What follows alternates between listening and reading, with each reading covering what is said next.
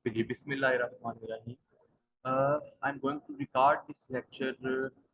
You will find these about the content of these lectures with the prospect of marketing. However, this video is meant for the students of production and operation management. So, without casting any further delay, I'm going to elaborate the slides so that you need to listen it again and again, and things will be clarified in your mind. This is one of the most important topic you can say product life cycle in production management or the students of PBA. You might be familiar with this topic project life cycle. However, in the context of operations and production management, we will discuss it slight, in a different manner as compared to marketing or some other domain. So product life cycle basically, as you can see you know from your screen, it basically consists of 4 to 5 stages, where right from the introduction of the product, any product, we have to study various stages. So I will read out some important lines from the book so that things can be easy for you. For example, in introduction stage, it's saying that the demand of a product, you are going to introduce a new product in the market, so the demand is definitely lower at this stage. And organization, it's saying organization has to invest heavily in advertisement to make the product familiar, because customers, they are not well familiar with your product right now. You have to create an image and make them familiar about the product. This is the very first stage in this cycle.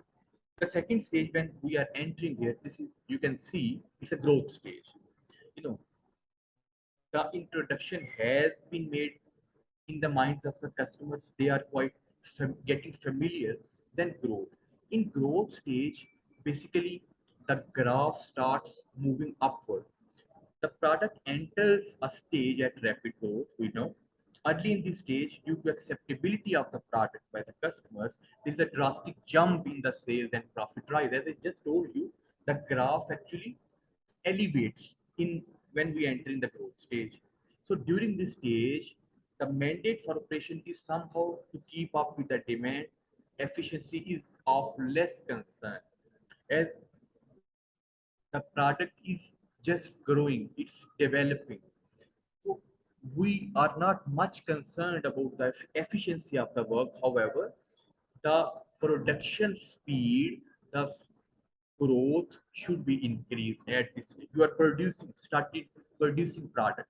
Then maturity stage.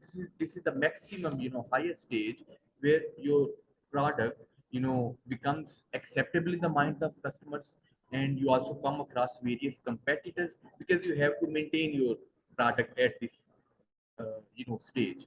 So you need to stress more efficiency and more effectiveness in your process, and your quality, and these things should be, considered, should be given importance in this stage, because at maturity stage you will face multiple competitors also. So the efficiency, the quality, and the interest of the consumers should be, dealt with maximum consideration, with maximum attention. Then the decline stage, just like uh, a life cycle.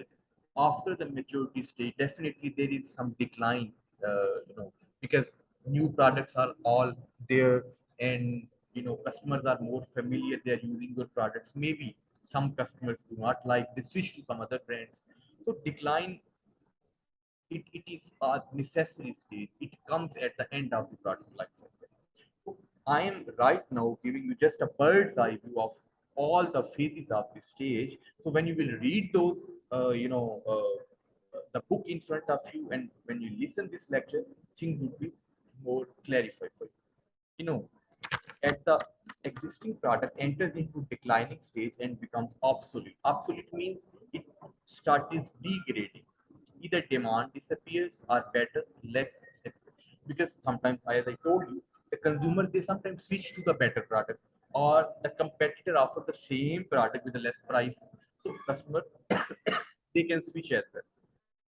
So life cycle suggests when to eliminate the existing product and introduce new one. After declining stage, then you have to introduce a new product.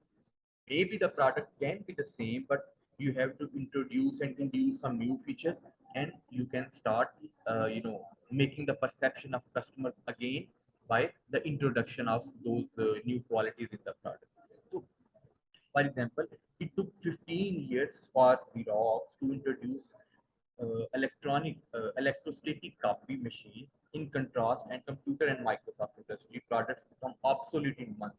As you know, in the IT industry, in the in the domain of information technology, things are becoming obsolete with each passing days. Updates are there, new versions are there. So after decline stage, the operation manager should be ready to give a new introduction, a new entry with the some more features. So here this cycle actually ends. Let me show you a graph of this cycle. Here you can see from introduction, this is expenses are less. You are just making an image in the mind of customers. Then at the growth stage, you can see the graph is moving upward. And at the maturity level, it is maximum as I told you earlier. And at decline stage, you know the reasons now. There are various competitors. Sometimes customers switch to other products, or sometimes alternate products are there with less price. So declining always happen at this stage. So you have to keep all those phases in mind, and you can write it by giving any example. I will end my lecture here. In the next video, we will be studying about production functions and various processes. So see you in the next one.